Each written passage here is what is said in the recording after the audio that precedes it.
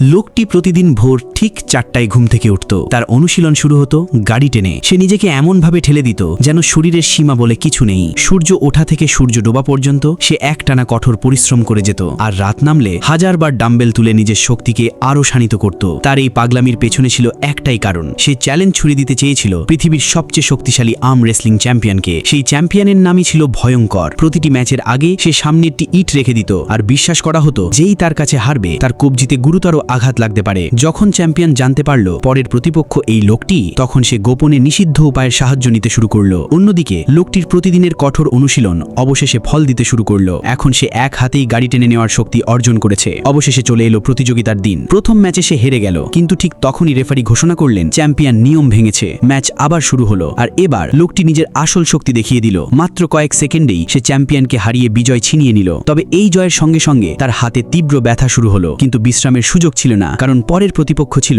Japan থেকে আসা এক ভয়ঙ্কর শক্তিশালী খেলোয়াড়। লোকটি বুঝে গেল এখন আর শক্তি জমিয়ে রাখার সময় নেই।